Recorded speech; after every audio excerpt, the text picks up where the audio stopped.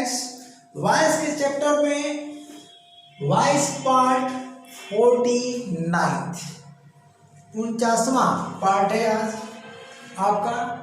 अभी तक जो आपने पढ़ा है एक जनरल रूल के अंतर्गत पढ़ा है, ठीक है।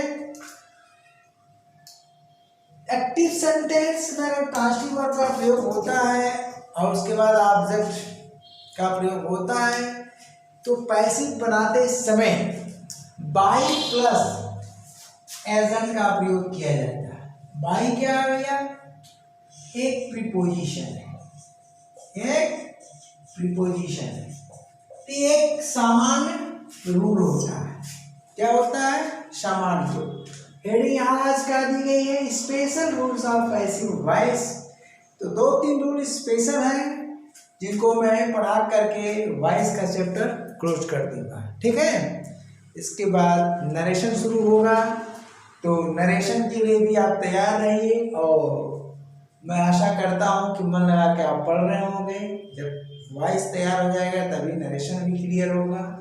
तो आज रूल 1 में आप पढ़ने जा रहे हैं ये जो सामान्य रूल है कि बाई प्लस एजेंट का प्रयोग होता है। स्ट्रक्चर डन है, देख लीजिए। एक्टिव सेंटेंस का सब्जेक्ट प्लस सीधे वर्ब हम लिख दिए ट्रांसिटिव वर्ब। अब ट्रांसिटिव वर्ब का जो प्रयोग होता है बोलिए अकॉर्डिंग टू टेंस होता है। अकॉर्डिंग टू टेंस चलेगा ये, यानी अकॉर्डिंग टू टेंस, यानी यूज्ड यहाँ लिख सकते हैं used according to tense. Okay, जैसे हम पैसिव सेंटेंस बनाते हैं तो according to tense helping verb लग जाता है और यहाँ पर जो क्रिया प्रयुक्त होती है उसका थर्ड फॉर्म कर दिया जाता है। यानी यहाँ पर हम वर्ब का थर्ड फॉर्म लिखे हैं, अंडर ब्रैकेट ट्रांसिटिव वर्ब स्पष्ट लिख दिए हैं और बाई प्लस एजेंट का प्रयोग हो रहा है। लेकिन कुछ क्रियाएं ऐसी होती हैं जिनका पैसिव फॉर्म में प्रयोग करने पर, पैसिव फॉर्म में ध्यान दीजिएगा, पैसिव फॉर्म में प्रयोग करने पर प्रीपोजिशन के स्थान पर जो कौन सा प्रीपोजिशन, प्रीपोजिशन बाई के स्थान पर अदर प्रीपोजिशन का प्रयोग होगा। देखिए यहाँ पर तो जो सेकेंड स्ट्रक्चर है हमारा यही स्पेशल रूल है। यह सेकेंड स्ट्रक्चर क्या है भैया? यह सेकेंड स्ट्रक्चर मैं यहाँ लिख देता हूँ, उधर नहीं लिख पाया हूँ। क्या है जी? स्पेशल, ठीक है ना। स्पेशल ये रूल 1 के अंतर्गत है, यही आज आपको पढ़ना है। तो स्पेशल रूल में ऐसी क्रियाओं का प्रयोग किया जाता है जो प्रीपोजिशन बाई नहीं लेती हैं। तो क्रिया थोड़े लेती है, बोलचाल में आप कह सकते हो अरे जिनके बाद कहो, लेती नहीं, जिनके बाद, ठीक ना। ये कहना कि क्रियाएं प्रीपोजिशन बाई नहीं लेती, नहीं, ठीक नहीं है, उचित नहीं है, बल्कि यह कहना उचित होगा कि जिनके बाद, यानी कुछ ऐसी ट्रांसिटिव वर्ब्स होती हैं जिनका प्रयोग पैसिव फॉर्म में कर देने पर, पैसिव सेंटेंस में कर देने पर, पैसिव वॉइस में कर देने पर उनके बाद प्रीपोजिशन बाई प्लस एजेंट का प्रयोग नहीं होता है, बल्कि बाई के स्थान पर अदर प्रीपोजिशन का प्रयोग होता है, किसी अन्य का, ठीक ना। तो एजेंट तो वही रहेगा। अब देखिए अदर प्रीपोजिशन, यहाँ पर हम चाहे तो इसको प्लूरल कर दें, प्रीपोजिशन चाहे सिंगुलर कर दें, लेकिन सवाल ये उठता है कि स्ट्रक्चर में दिया हूँ तो प्रीपोजिशन तो एक ही होगा ना, इसलिए हम सिंगुलर लिखें, ठीक है ना। अब चलिए वो क्रियाएं कौन कौन है हम लिस्ट के अनुसार आपको सौंप रहे हैं। आप भटकिए मत, कहीं कोई किताब पढ़ने की जरूरत नहीं है।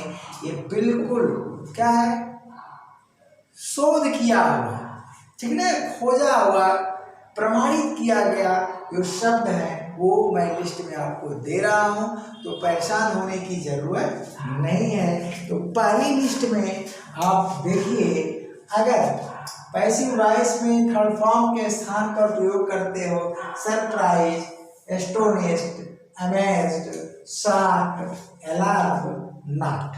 ठीक, इनकी मीनिंग आप डिक्शनरी से खोज सकते हो, खोज देना। यहाँ मैं नहीं लिखा हूँ क्योंकि समय ज़्यादा बढ़ जाएगा। इसी कड़ी में यहाँ पर ऑब्लिक नहीं लगा है तो आप कंफ्यूज हो जाओगे, लास्ट में लगा दे या यहाँ पहले लगा दे, बात बराबर हो गई। यानी ये दो लाइन जो है एक ही है, फर्स्ट पॉइंट में है, तो नॉट के बाद आपका एनाइड हुआ, एग्रीड हुआ, प्लीज्ड हुआ, डिसप्लीज्ड हो गया, डिसअपॉइंटेड हो गया, डिस्ट्रेस्ड हो गया, सबको मैंने थर्ड फॉर्म में लिख दिया। इनके बाद जो है प्रीपोजिशन ऐड का प्रयोग होगा, उसके बाद एजेंट लगेगा, ना कि प्रीपोजिशन बाय का, क्योंकि यह स्पेशल रूल के अंतर्गत क्रियाएं आती हैं। अब सेकेंड लिस्ट में देखिए, नोन है, ऑफ लाइज्ड है, ठीक है ना, इसको ऑब्लिक्ट पढ़िए, लाइज्ड मत पढ़िए, ऑब्लिक्ट, ठीक है ना। अब चलिए, कंपेयर्ड है, एडिक्टेड है, यूज्ड है, अकस्टम्ड है, और क्या है, लिसन है। इनके बाद प्रीपोजिशन, इसका प्रयोग आप करेंगे प्रीपोजिशन टू। ध्यान दीजिएगा, हम प्लस के साथ लिख दिए, इनके बाद ये ऐड लग रहा है और यहाँ प्रीपोजिशन टू। बाकी तो कुछ करने नहीं है, सारा नियम पुराना रहेगा। अब आगे लिस्ट में फिर दे रहा हूँ आपको, ठीक है ना, क्योंकि नीचे जगह नहीं है तो थोड़ा सा रुकना पड़ेगा आपको। देखिए आगे की लिस्ट, हमने कहा कि अभी लिस्ट देते हैं तो देख लीजिए, ये लिस्ट आपको तैयार करनी पड़ेगी। अब सवाल बस ये उठता है कि प्रीपोजिशन बाय का प्रयोग क्यों नहीं होता है। लिस्ट तो आप रट लिए, सेंटेंस भी रट लोगे, क्यों नहीं होता है इसका जवाब आपको इसी क्लास में मिलेगा, इसी वीडियो के अंतर्गत मिलेगा।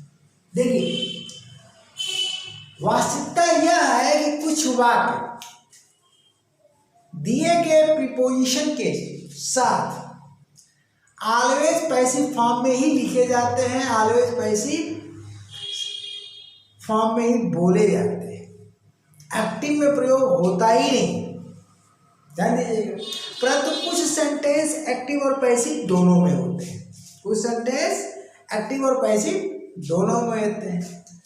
हाँ, एक बात और ध्यान दीजिएगा, कुछ लिस्ट में कुछ शब्द दो जगह है, तो वहाँ रीजन है समबॉडी और समथिंग का।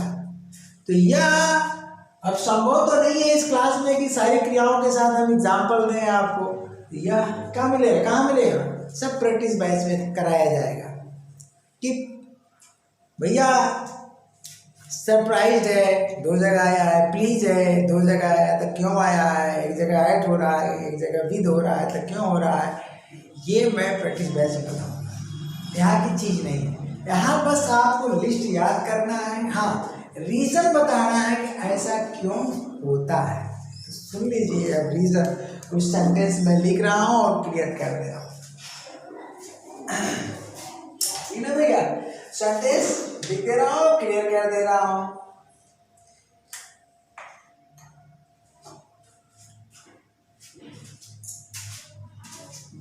फॉर एग्जाम्पल मैं यहाँ से मैं लेता हूँ,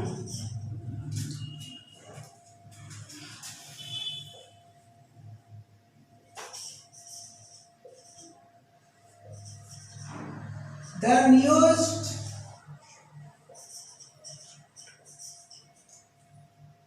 shocked us। ध्यान दीजिए, ये एक सेंटेंस है, इसका हिंदी अनुवाद क्या है, समाचार में हमें झकझोर दिया या हिला दिया, समाचार ने हमें झकझोर दिया, बढ़िया शब्द लिख देता हूं, या हिला दिया, झकझोर दिया, ओके। यह सेंटेंस क्या हुआ भैया, एक्टिव हुआ, हिंदी का चाहे इंग्लिश का, ए फॉर एक्टिव। अब इसका पैसिव बनाते हो तो क्या बनेगा, बोलो, बी आएगा, बोलो आएगा। शार्ट किस लिस्ट में है आपको देखना है, शार्ट किस लिस्ट में भैया, ऐड वाले में है, ठीक है ना, ऐड वाले में है। तो टेंस क्या है, प्रेजेंट सॉरी पास्ट इंडिफिनिट, तो पास्ट इंडिफिनिट का आप हेल्पिंग वर्ब लगा दीजिए, बी के साथ क्या लगेगा, वर लग गया, और उसके बाद क्या हो गया, शार्ट हो गया। उसके बाद अगर आप लिखते हो कि समाचार द्वारा हम हिला दिए गए, हिला दिए गए, तो ये गलत है बाई का प्रयोग करके, ठीक ना। बाई क्या करता है, बाई का प्रयोग तब होता है वर्क डन होता है, क्या होता है जी, वर्क डन। मैंने कहा ना कि क्यों होता है उसका जवाब मैं दे दूंगा, वर्क डन बाई एजेंट। अब बाई एजेंट द्वारा वर्क डन किया जाता है क्या, जनरल वर्ब्स के साथ, जो सामान्य क्रिया है इस लिस्ट के, जो लिस्ट में क्रियाएं दी गई इनको छोड़ करके। तो लिस्ट क्या है, एक्सेप्शनल वर्ब्स है, इनको आपको ध्यान देना है, रटना है। अगला क्या होगा, जवाब मैं देने जा रहा हूँ। अभी भी कहा कि कुछ वाक्य एक्टिव पैसिव दोनों में होते हैं, आप कुछ तो सदैव पैसिव में ही लिखे जाते हैं, ठीक ना। तो ये एक्टिव हो गया। अब इसका पैसिव हमने बना दिया कि we were shocked at the news, ठीक है। अब इसकी मीनिंग लीजिए, हम, बोलिए क्या लिखे, वी आर शॉक्ड, समाचार पर हिल गए, झकझोर दिए गए, या क्या लिखेंगे यहाँ पर, आप मीनिंग निकालो। यहाँ तो सिंपली निकालिए कि द न्यूज शॉक्ड अस, समाचार ने हमें हिला दिया, समाचार ने हमें झकझोर दिया, ये तो नॉर्मल हो गया। अब पैसिव का निकाल के देखो ये क्या, इसी पैटर्न पर हिंदी चलेगी कि बदलेगी, तो क्या होगा, समाचार ने हमें हिला दिया, ये तो एक्टिव हुआ। हम समाचार पर हिल गए, नो, भले राइट है, समाचार से हिल गए, से ही आएगा। अब से के चक्कर में तुम भाई लगा के गलती कर बैठोगे, से आएगा,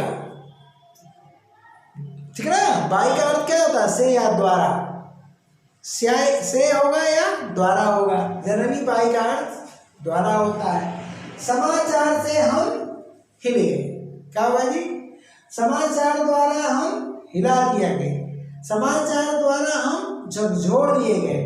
तो यहां से लिखोगे, द्वारा नहीं लिखोगे, क्या जी, हम समाचार से क्या जी हिल गए, हिल गए, हमने दोनों दिया।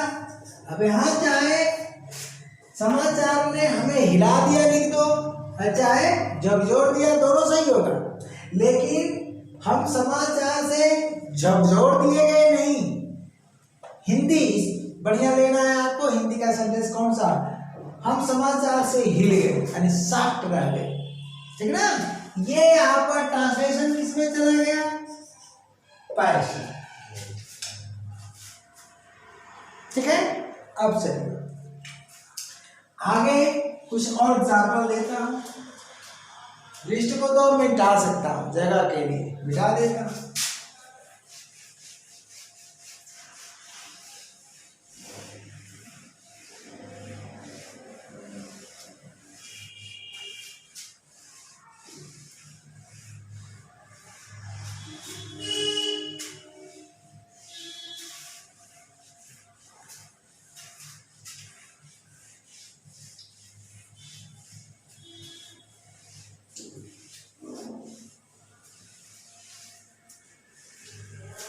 चलिए, अभी अभी मैंने बोला कि कुछ सेंटेंस हमेशा क्या है, एक्टिव में, और कुछ पैसिव में, और कुछ एक्टिव पैसिव दोनों में, ऐसा होता है।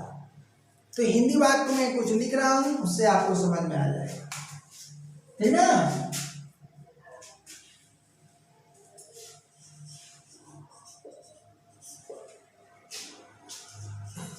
उसने मुझे खुश कर दिया। उसने मुझे खुश कर दिया। ओके, अब बोलिए सेंटेंस हिंदी का सही है कि गलत है? उसने मुझे खुश कर दिया, ठीक। सेंटेंस सही है कि गलत है? सेंटेंस सही है, हिंदी का सेंटेंस सही है। या वह मुझे खुश कर दिया, उसने मुझे खुश कर दिया, या वह मुझे खुश कर दिया, सही है। तो यह सेंटेंस है आपका एक्टिव। हिंदी से अंग्रेजी सीखेंगे तो जल्दी सीख लेंगे, बहुत बढ़िया सीख लेंगे। उसने मुझे खुश कर दिया, ध्यान दीजिएगा। तो ट्रांसलेशन कर लीजिए इंग्लिश में, ही प्लीज्ड मी, बन गया।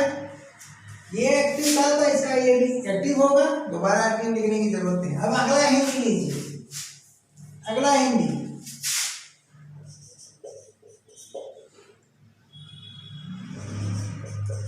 मैं उस पर खुश था। बोलिए, बोला जाता है कि नहीं? बोला जाता है कि नहीं? स्पोकन इंग्लिश या हिंदी, तो इस कभी स्पोकन हिंदी में बोला जाता है कि नहीं? कहा वह मुझे खुश कर दिया, ठीक, बोला जाता है। मैं उस पर खुश था, बोला जाता है। अब करेक्ट है कि इनकरेक्ट? तो करेक्ट है, देखिए करेक्ट है। अब बताइए एक्टिव है कि पैसिव है? एक्टिव है कि पैसिव है? इसका हमने नहीं बनाया अभी पैसिव, अभी हमने इसका पैसिव बनाया नहीं है, ठीक है ना। रुकिए, स्पेस थोड़ा और छोड़ देता हूं। इसका पैसिव बनाने के लिए मैं स्पेस छोड़ देता हूं, उसके बाद लिखता हूं क्या जी।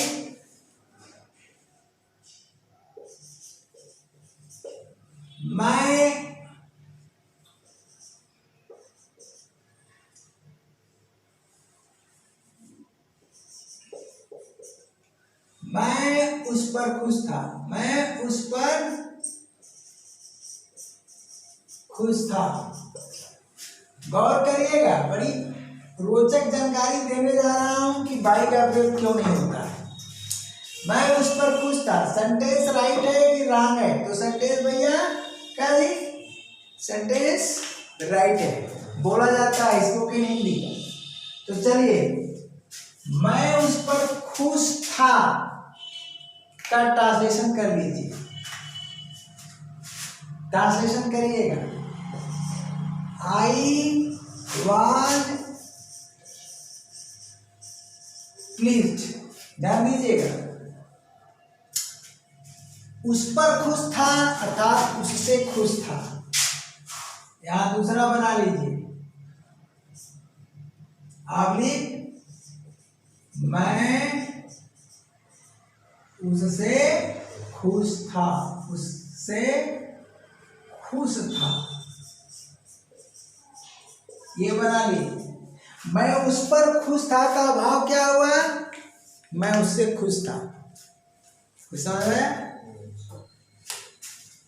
सही है, सही है ना। तो मैं उस पर खुश था अर्थात मैं उससे खुश था, ये बना। अब इसका हिंदी अनुवाद कर लीजिए। आई वॉज प्लीज्ड, उस पर लग रहा है ऐड लगेगा। अब यहाँ एक क्रिया प्लीज इसलिए लिया कि प्लीज ऐसी क्रिया है जो विद भी लेती है और ऐड भी लेती है। तो प्लीज विद समबॉडी होता है और प्लीज ऐड समथिंग होता है, ध्यान दीजिएगा। उसका भी कारण बताने जा रहा हूँ। भाव क्या है जी, मैं उस पर, तो लग रहा है कि ऐड लगेगा, गलती कर बैठोगे, लेकिन उस पर नहीं, भाव क्या है, उससे। तो उससे की अंग्रेजी क्या होती है, विद। उससे क्या है, यानी उस धन से, उस धन से। उससे का क्या मतलब हुआ भैया, उस धन से, बोलिए। और उस, बोलिए क्या लगाएंगे आप, इसके लिए हिंग लगाएंगे और इसके लिए विद लगाएंगे। ये रीजन मैं बता रहा हूं। आप बोलो बाई का प्रयोग करोगे, नो। बोलो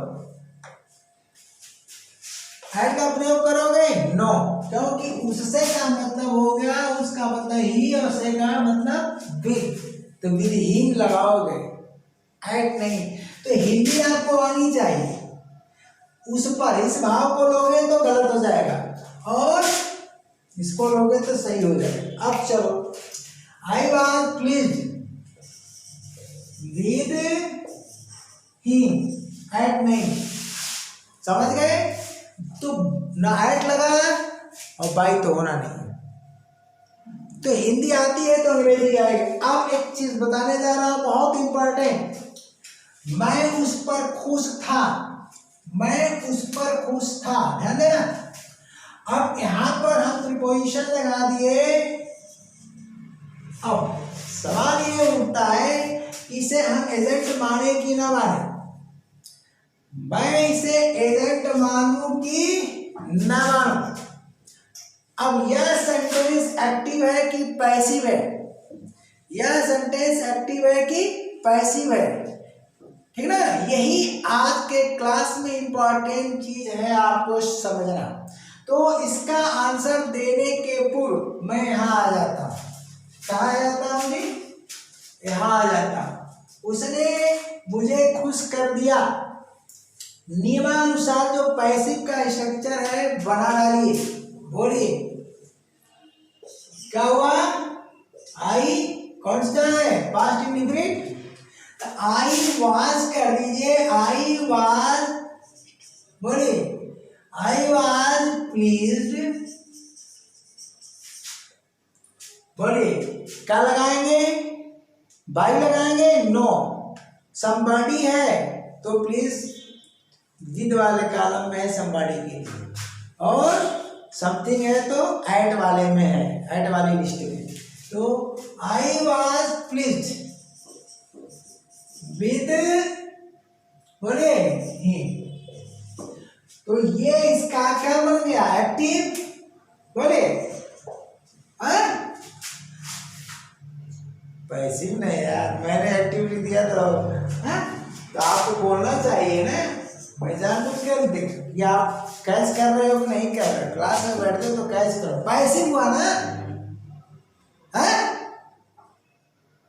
तो क्या यह सेंटेंस एक्टिव भी हो सकता है। यहाँ पर मैंने पूछा क्या एक्टिव है कि पैटिव, सॉरी पैसिव है। क्या कहा, ये तो पैसिव है, क्या ये एक्टिव हो सकता है। उत्तर क्या मिलेगा अभी कुछ देर बाद। कमाल की चीज है ये। आप देखो अभी तक ये पैसिव है, इसका ट्रांसलेशन करो हिंदी, इसका ट्रांसलेशन करो हिंदी इसके पैटर्न पर। उसने मुझे खुश कर दिया, ठीक ना।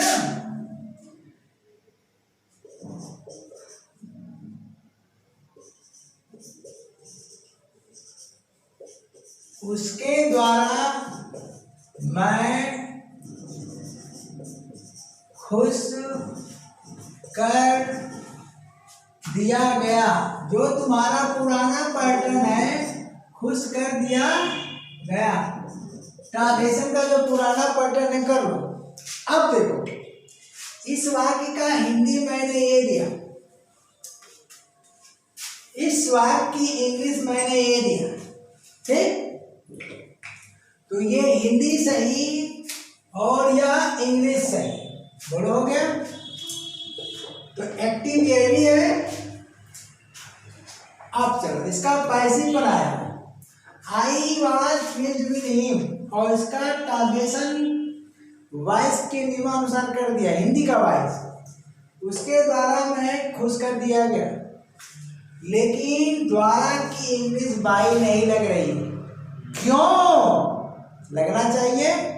तो उसी का जवाब आने वाला है। देखो, उसके द्वारा मैं खुश कर दिया गया का ट्रांसलेशन क्या है? I was pleased with him. अब नीचे एक सेंटेंस में लिखा हूं, मैं उस पर खुश था, तो मैं उस पर खुश था कि इंग्लिश क्या है? आई वॉज प्लीज्ड एट नहीं विद हिम। तो समझ में आया?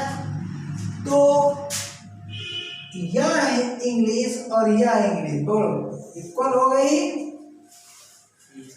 है? ये वाली इंग्लिश और ये वाली इंग्लिश इक्वल हो गई।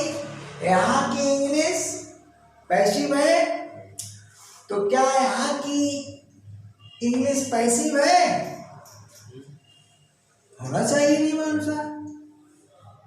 लेकिन मैं कह रहा हूं कि यहाँ की इंग्लिश देखो, यहाँ वाली भाई सेम चीज तो मैं लिखा हूं, लेकिन दो जगह लिखा हूं। तो यहाँ पर लिखा हूं सही है, कारण क्योंकि यहाँ पैसिव इस एक्टिव से पैदा है और इस एक्टिव का हिंदी यह है। तो जब यह हिंदी सही है तो एक्टिव सही है, तो इसका पैसिव सही है, परंतु उसके द्वारा मैं खुश कर दिया गया, ये हिंदी क्या है? कट नहीं सही।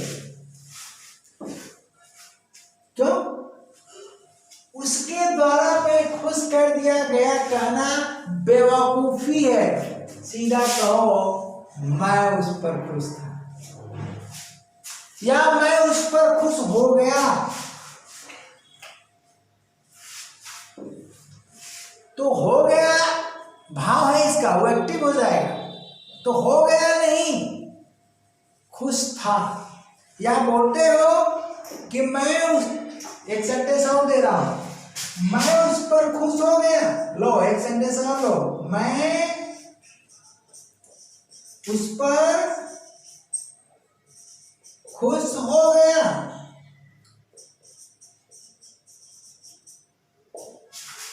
ध्यान देना। तो देखने में ये पास्ट इंडिफिनिट लग रहा है ना? कौन सा टेंस? Past indefinite. मैं उस पर खुश हो गया, तब तो होना चाहिए आई प्लीज्ड। अब बताओ क्या लिखें? At him, with him? नहीं जी, ये स्पोकन हिंदी है। मैं उस पर खुश हो गया का मतलब ही होगा कि मैं उस पर खुश था। लो, तो ये भी हिंदी सही हुई। मैं उस पर खुश हो गया का मतलब मैं उस पर खुश था, या मैं उससे खुश था, जिसका ट्रांसलेशन यह है। तो खुश था का मतलब खुश अवस्था में था, खुश अवस्था में था। यहाँ क्रिया क्या है? डूइंग वर्ब नहीं है, एक्शन वर्ब नहीं है। देखने में लग रहा है कि मैं उस पर खुश हो गया। प्लीज का मतलब खुश होना होता है, और प्लीज का मतलब खुश करना होता है। तो यहाँ सब्जेक्ट मैं हूं, ध्यान देना, सब्जेक्ट मैं हूं, अब मैं ही खुश हो रहा हूं। तो ट्रांसलेशन कर दोगे कि आई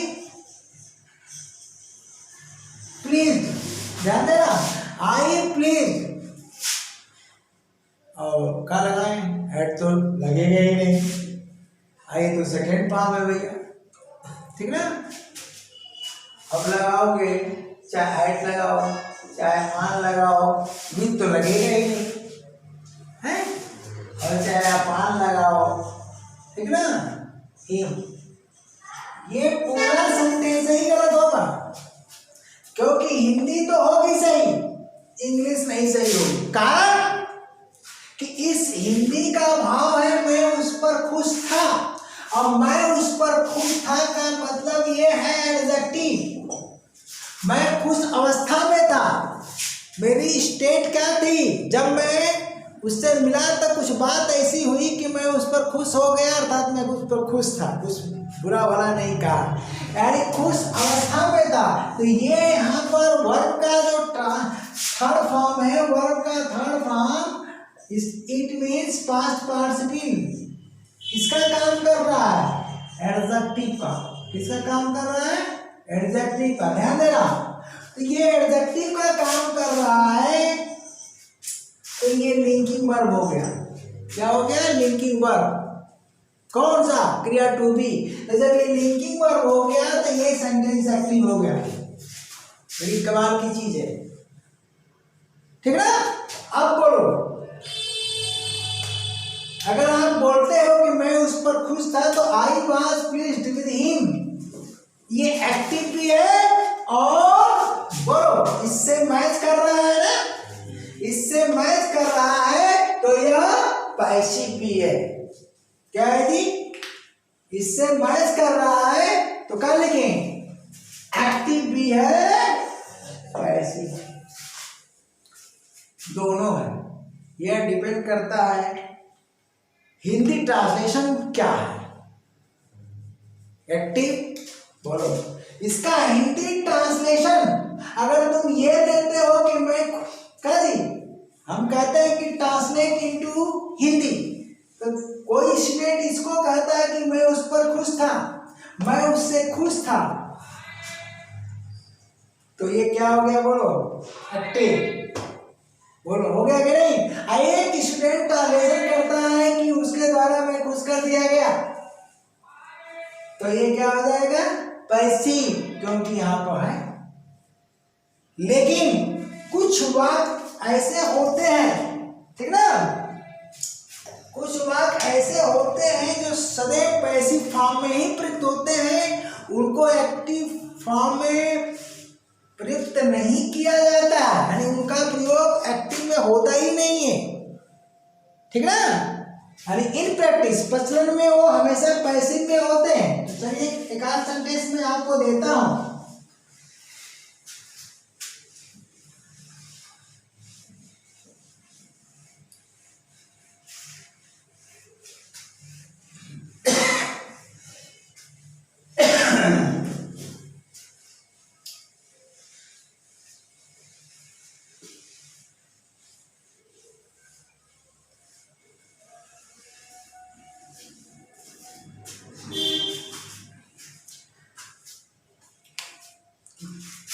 हिंदी बात, मैं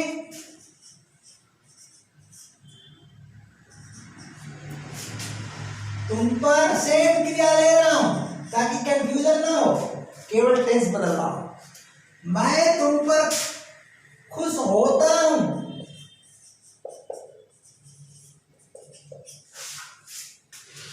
बोलिए सही है, करेक्ट है, बोलिए। मैं भाई टेंस बदल दिया, वहां पास्ट रिपीट दिया तो दोनों सब होता, यहाँ का जी प्रेजेंट इंडिफिनिट में अगर आप बोलते हो कि मैं तुम पर खुश होता हूँ, हाँ जी, एक स्थिति में गॉड आ जाए, तुम प्रे कर रहे हो, प्रार्थना कर रहे हो, ईश्वर आ जाएगा, बेटा मैं तुम पर खुश होता हूँ, वर मांगो, तब संभव है। लेकिन ये भी तो गॉड बोल सकता है कि बेटा मैं तुम पर खुश हूँ, वर मांगो, कहेगा कि नहीं कहेगा? तो दूसरा सेंटेंस में लेता हूं, मैं तुम पर खुश हूं, मैं तुम पर खुश हूं। तो ये भाषा विज्ञान है, हिंदी आएगी तो इंग्लिश आएगी, हिंदी नहीं तो इंग्लिश नहीं। अब देखो, मैं तुम पर खुश होता हूं बिल्कुल गलत है, लेकिन मैं तुम पर खुश हूं सही है। टेंस कौन सा है अभी मैंने चर्चा किया। अब देखो, होता हूं प्रेजेंट इंडिफिनिट में ले जा रहे हो, तो ये हिंदी ही गलत है। जब हिंदी गलत है तो इसका ट्रांसलेशन देखो, आई लिखोगे ना प्रेजेंट इंडिफिनिट में, आई प्लीज करी, विद लगाओगे नहीं यार, विद का प्रयोग तो हमेशा पैसिव में करते हो, करते हो ना, हमेशा पैसिव में करते हो, एक्टिव में करते ही नहीं हो। यही तो नियम बनाया, यही लिस्ट दिया, तो विल का प्रयोग करोगे नहीं तो फिर वही गलती करोगे, एंड का और आन का और अपान का, करोगे कि नहीं? yes. करोगे? देखो भैया सेंटेंस करो दुआ, आ रहा है कि नहीं क्लास? हिंदी गलत तो इंग्लिश तो गलत होगी। अब यहाँ हिंदी सही है, ठीक ना? अब हिंदी सही है, ये क्या है? तुमने किसने बनाया? अरे भैया तुमने बनाया प्रेजेंट इंडेफिनिट में। किसमें बनाया? प्रेजेंट इंडेफिनिट टेंस में, ठीक ना? अब तुमको यहाँ बनाना है, बोलो प्रेजेंट इंडेफिनिट में बनाए? कहाँ ता देती है जी? मैं तुम पर खुश हूँ, तो ये है प्रेजेंट टेंस। तो जब प्रेजेंट टेंस है तो बोलो सेंटेंस एक्टिव है कि पैसिव? सेंटेंस एक्टिव, क्योंकि क्रिया टू बी का उपयोग कर रहे हो। यह क्रिया है आपका टू बी, तो जब ये क्रिया टू बी है तो ट्रांसलेशन कर दो, ट्रांसलेशन कर दो। क्या दी? आई एम, उसके बाद प्लीज, हुआ कि नहीं? With you. आप ध्यान देना, एट ऑन नहीं लग रहा है, विद लग रहा है, फिर मामला फंसेगा कि गुरुजी बोल पड़े हैं कि जो पैसिव में विद का प्रयोग होता है। हाँ जी, पैसिव में प्रयोग होता है तो बेहिचक लिखो ना पैसिव, सेंटेंस पैसिव है, लिख दिया। लेकिन यह सेंटेंस किसमें है? एक्टिव में। क्या पढ़ा रहा हूँ जी? अगर यह पैसिव है तो यहाँ पर यह हेल्पिंग वर्ब हो गया और ये क्रिया का थर्ड फॉर्म है, अर्थात पास्ट पार्टिसिपल है। इस विद के कारण, प्रीपोजिशन विद के कारण, क्योंकि इसका प्रयोग एक्टिव होगा नहीं, विद जब भी होगा तो पैसिव। तो विद को अगर लिया तो ये पैसिव सेंटेंस है, तो जब पैसिव सेंटेंस है तो ये हेल्पिंग वर्ब है, ये थर्ड फॉर्म है। लेकिन मैं कहता हूं कि क्या ये सेंटेंस पैसिव में है? नहीं है, क्योंकि इसका टेंस है प्रेजेंट टेंस। प्रेजेंट टेंस में एक्शन वर्ब का प्रयोग होता ही नहीं, टेंस पढ़ाना है अभी बाकी प्रेजेंट टेंस में। लेकिन अगर आप वर्ब का चैप्टर पढ़ते हो तो वहां क्लियर हो जाएगा। आधा टेंस तो वही पढ़ा दिया, वर्ब में लिंकिंग वर्ब पढ़ो, ठीक ना? आधा टेंस तो वही खत्म कर दिया, समझ जाओ। आधा का मतलब ब्रीफ में पूरा, ठीक ना? तो अब यह जो है लिंकिंग वर्ब टू बी है, तो चलो भैया इसका मतलब यह सेंटेंस एक्टिव भी है। जब इसका ट्रांसलेशन है तो बोलो एक्टिव हुआ कि नहीं? और जब ये एक्टिव हुआ इधर से हमारा पैसिव हेल्पिंग वर्ब, तो इधर से एक्टिव हुआ तो ये हो गया लिंकिंग वर्ब। और इधर से हमने एक्टिव किया तो पास्ट पार्टिसिपल, ध्यान देना, ये पास्ट पार्टिसिपल क्या हो गया? इधर से हम किए थे हेल्पिंग वर्ब और ये, और जब इधर से कर रहे हैं तो ये लिंकिंग वर्ब, तो इधर से करेंगे तो ये एडजेक्टिव। क्या हो गया जी? एडजेक्टिव। 60 में लिख दिया एडजेक्टिव हो गया। यानी जब ये एक्टिव है तो एम हमारा लिंकिंग वर्ब है और यह एडजेक्टिव है, और जब पैसिव है तो यह हेल्पिंग वर्ब है, ये थर्ड फॉर्म है। तो क्रिया का थर्ड फॉर्म तो एडजेक्टिव होता है ना? देखा? अब बताओ, अगर तुम पैसिव मानते हो, इस सेंटेंस को पैसिव मानते हो, ध्यान देना, इस सेंटेंस को पैसिव मानते हो तो इसका एक्टिव बनाओ। अगर इस सेंटेंस को पैसिव मानते हो तो एक्टिव बना के दिखाओ। अरे भाई पैसिव तुम मान रहे हो तो पैसिव सेंटेंस या जो है हेल्पिंग वर्ब कौन सा टेंस मानोगे? जब पैसिव मानोगे तो ये प्रेजेंट इंडेफिनिट मानोगे। क्या मानोगे? Present indefinite, present indefinite tense मानोगे। और जब एक्टिव मानोगे, इस सेंटेंस की बात कर रहा हूं, तो क्या मानोगे? प्रेजेंट टेंस मानोगे। क्या मानोगे? प्रेजेंट टेंस मानोगे। अब मैं कमाल की बात बताने जा रहा हूं। तुम कह रहे हो कि गुरुजी ये पैसिव में है, अब मैं कह रहा हूं कि नहीं जी ये एक्टिव है। तो पैसिव तुम मान रहे हो इस सेंटेंस को विद के कारण मान लिया, और इसे हेल्पिंग वर्ब मान रहे हो इसको क्रिया का थर्ड फॉर्म। ठीक, अब चलते हैं, तो इसका एक्टिव बनाओ, एक्टिव बना दो यार, एक्टिव बनाना है नियमानुसार। देखो यू बनेगा का जी, प्लीज बनेगा। अब एक्टिव में तो प्रीपोजिशन लगेगा नहीं, क्या जी। देखो मैं तुम पर खुश हूँ, यहाँ तो जबरदस्ती लगाया गया, हिंदी सही नहीं तो अंग्रेजी का आंसर सही है। याद है, यू प्लीज मी।